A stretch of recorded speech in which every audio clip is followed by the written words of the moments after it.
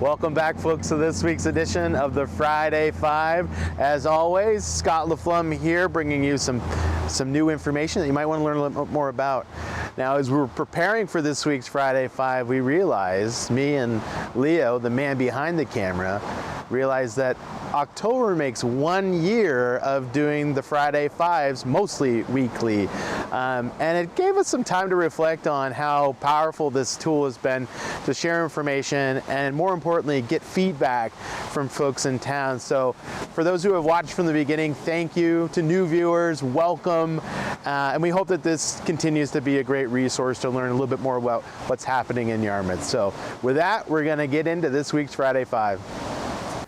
Number one, we are in some more impressive digs this week than we usually are behind just an iPhone and whatever else we've got for small budget equipment. Tom Bell from Greater Portland Council of Governments and Yarmouth resident invited us, Karen Ornstein, chair of the town council, and I to talk with him about the upcoming bond question on the November ballot and sort of a new and different opportunity to share that information and details for the project through the GP Cog's Let's Connect podcast. So Tom, thanks for having us. And where can people find this and learn more? There are so many ways for people to find the show. They can tune into the radio Thursday at 1 o'clock, WMPG, listen to our show.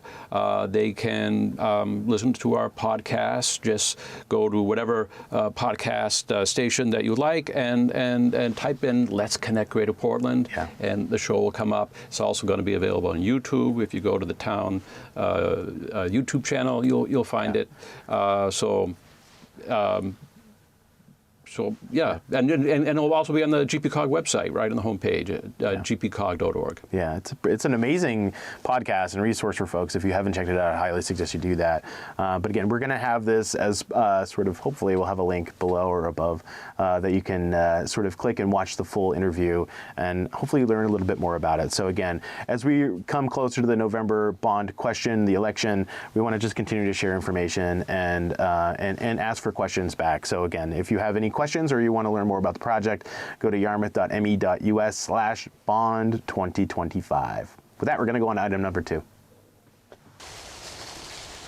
Welcome, foolish mortals, to item number 2.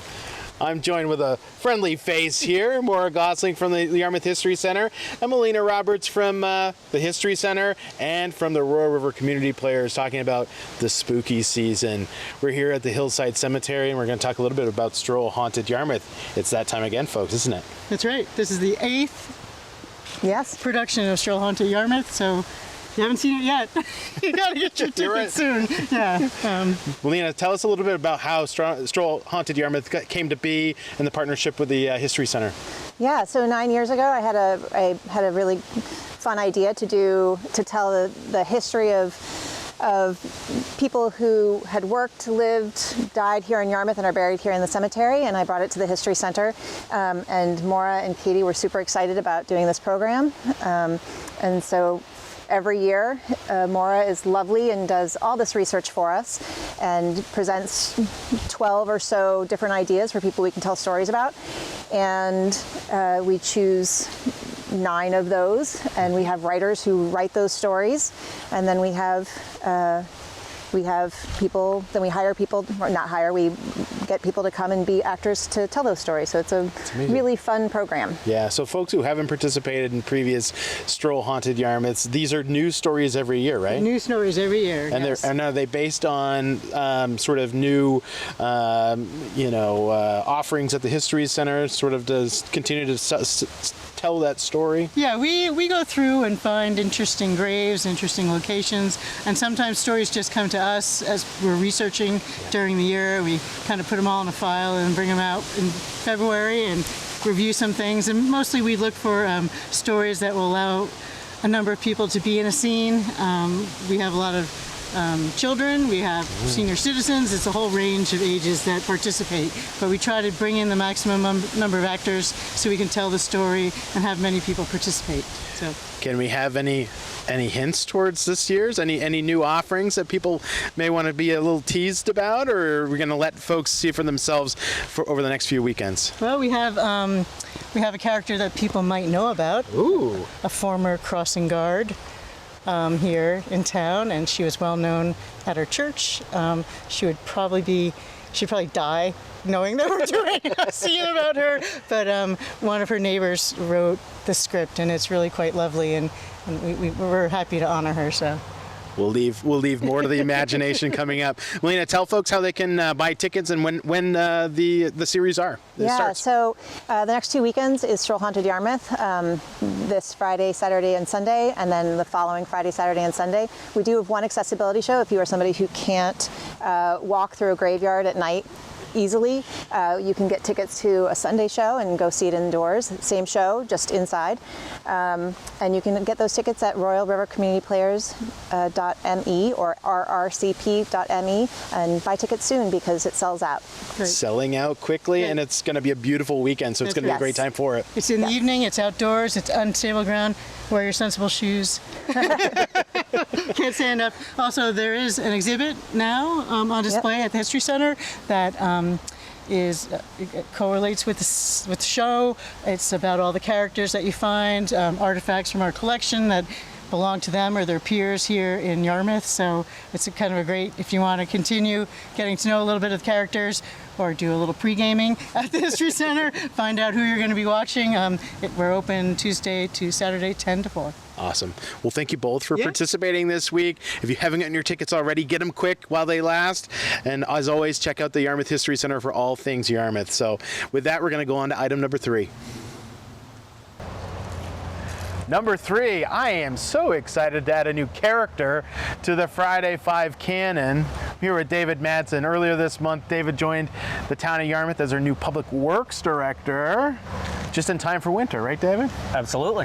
So David's coming to us from the town of Bridgeton, where he served in a similar position, did a little bit of everything there. But you want to tell us a little bit more about you and what you bring to Yarmouth? Absolutely. My name's David Madsen. I live in Raymond, Maine. I've got a wife and 2 daughters, and I have 6 years of experience as a public works director, and I'm looking forward to the opportunity here in Yarmouth. So in addition to doing all kinds of work in municipal fields from big cities to small towns and all the way in between, you're also an active reservist for the Navy. Absolutely. Yep. I'm a Navy chief. Got 20 years in, and I'm going to retire in about 2.5 years. So it's amazing. So David brings a ton of experience, and he's already getting his feet wet, getting things sort of understanding all of the different operations that we have here in town, and getting us ready for snow to fly. Unfortunately, guys, it's coming. So anyways, welcome David, and if you see him around town, give him a wave. And with that, we're going to be on to item number 4.